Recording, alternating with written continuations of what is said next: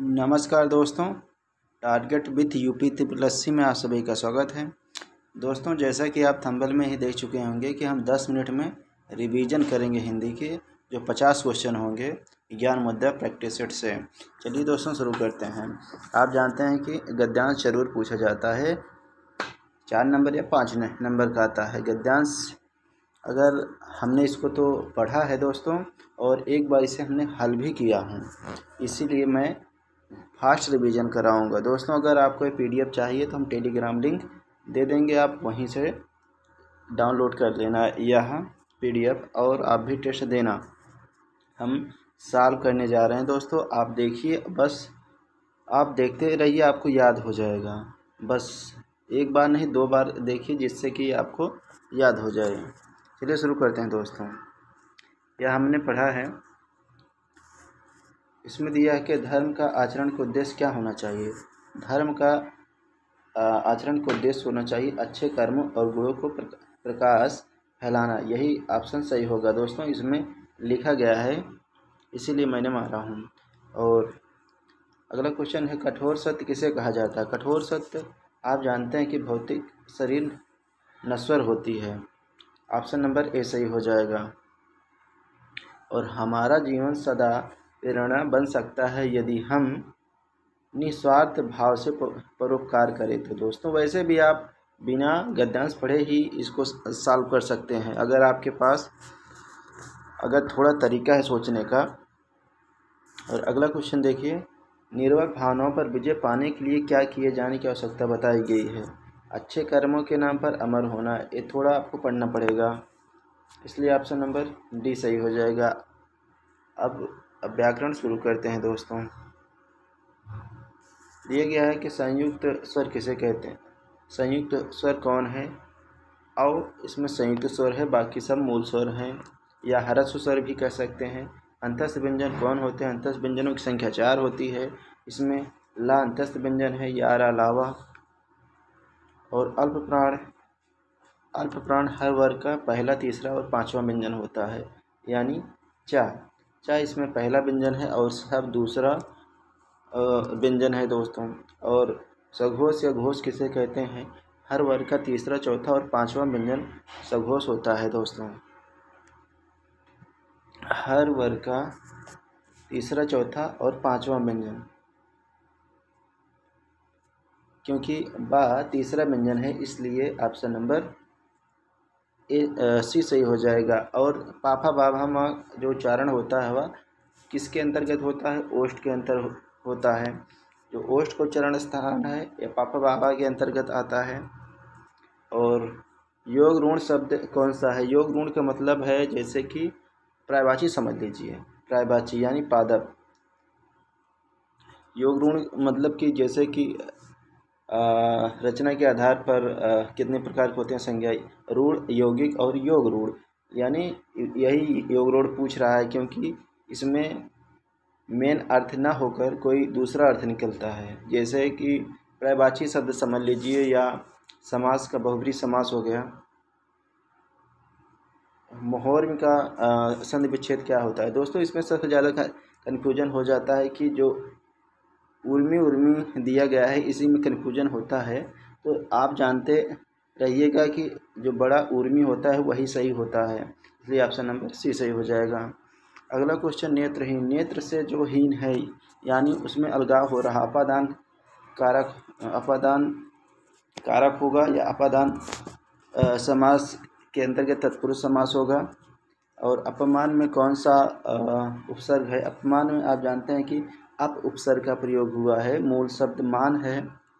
और रंगीला शब्द दिया गया है, रंगीला में रंग मूल शब्द है, ईला प्रत्यय लगा हुआ है, इसलिए ऑप्शन नंबर डी सही हो जाएगा। और तत्सम शब्द आपसे पूछा गया है, नारियल, तुरंत और उपरोक्त।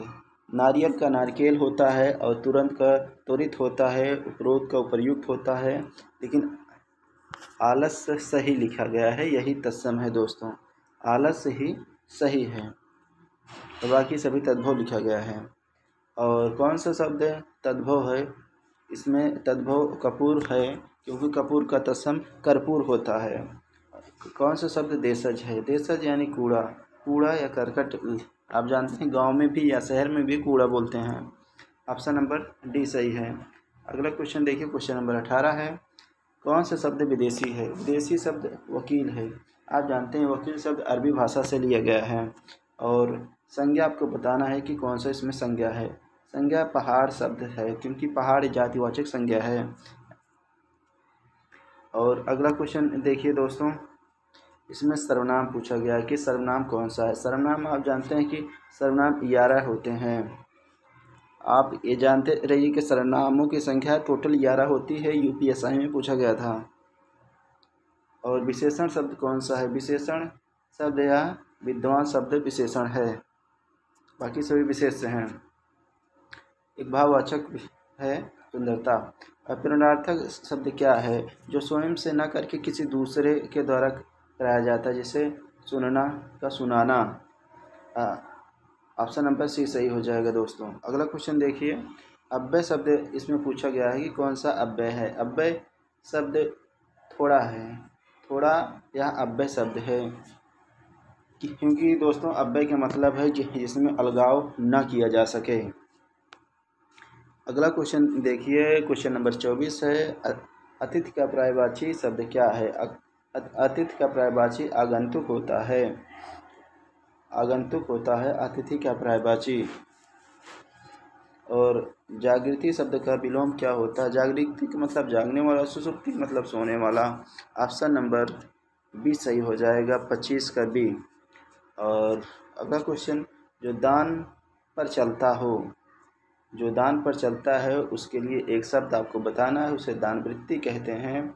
जो दान पर चलता है, ऑप्शन नंबर ए सही है।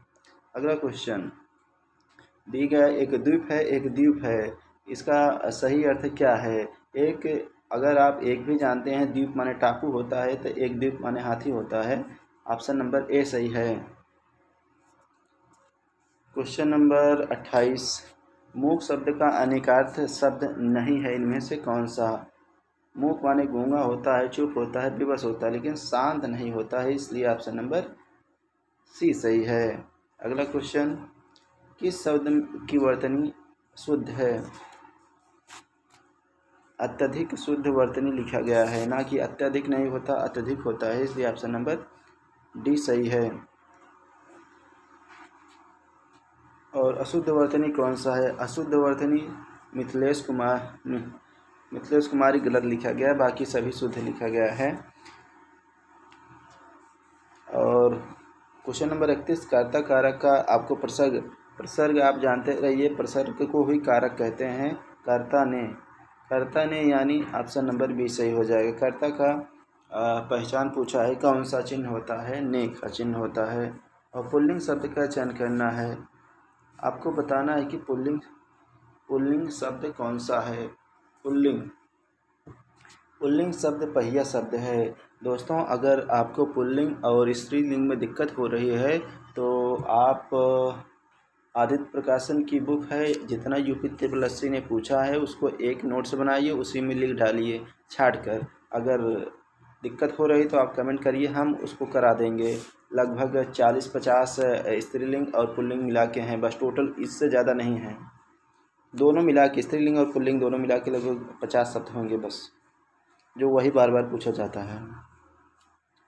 क्वेश्चन नंबर 33 देखिए, कौन सा शब्द स्त्रीलिंग है? स्त्रीलिंग रचना शब्द है, क्योंकि यह रचना की जाती है।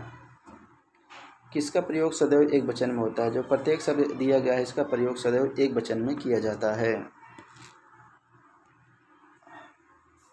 अगला क्वेश्चन 35 है, बच्चा गया। बच्चा गया यानी भूतकाल की बात कर रहा है, तो यानी सामान्य भूत होगा, क्योंकि बच्चा गया था तो पूर्व भूतकाल हो जाता, लेकिन बच्चा गया यानी सामान्य भूत हो गया। इसमें भाववाच्य बताना है कि भाववाच्य का उदाहरण कौन सा है। धूप में चला नहीं जाता है, क्योंकि भाववाच्य लगभग नकारात्मक शब्द होता है, इसलिए ऑप्शन नंबर डी सही हो जाएगा, 36 का डी।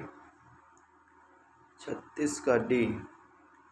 अब 37 देखिए, 37, पिता ने समझाया कि सदसत बोलना चाहिए, इसमें की शब्द लगा हुआ है दोस्तों, इससे आप कन्फ्यूजन में मत आना कि पिता ने समझाया कि सदसत बोलना चाहिए। ऐसे अगर आप देखेंगे तो इच्छावाचक वाक्य हो जाएगा, लेकिन ऐसा कुछ बात नहीं है क्योंकि इसमें किस शब्द का प्रयोग किया गया है, इसलिए इसमें मिश्र वाक्य होगा।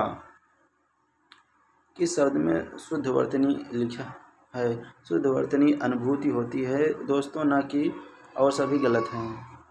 ऑप्शन नंबर बी 38 के बी है। और प्रश्नवाचक चिन्ह आप जानते हैं, प्रश्नवाचक चिन्ह सी सही है।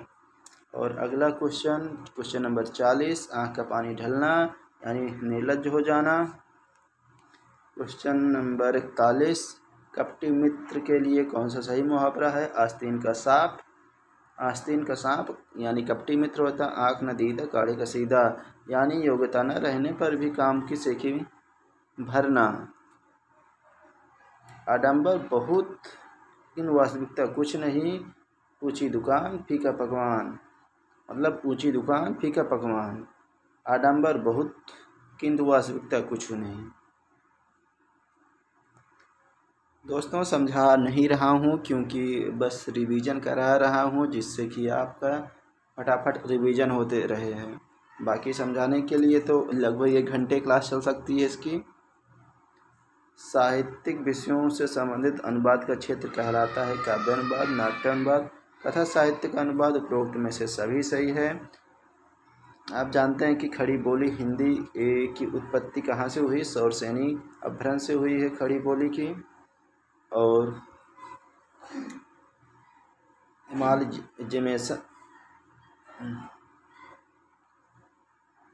इमालजेशन शब्द का सटीक अनुवाद क्या होता है दोस्तों? समामेलन होता है यानी सम्मेलन होता है, लेकिन सही नहीं लिखा है। पृथ्वीराज रासों के रचयिता कौन है? पृथ्वीराज रासों के रचयिता चंद्रबरदाई हैं। और रीतकाल का कवि कौन सा है? रीतकाल के कवि नागार्जुन जी हैं। ये सब आदित्य प्रकाशन का लगभग सारा क्वेश्चन मिल रहा है।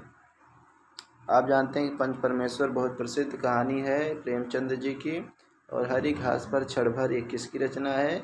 यह अज्ञेय जी की है।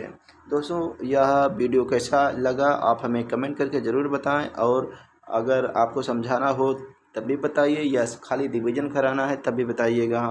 ठीक है दोस्तों, अगर अच्छा लगा तो सब्सक्राइब करना और लाइक करना, अगर इच्छा करे तो शेयर भी कर देना। मिलते हैं नेक्स्ट वीडियो में।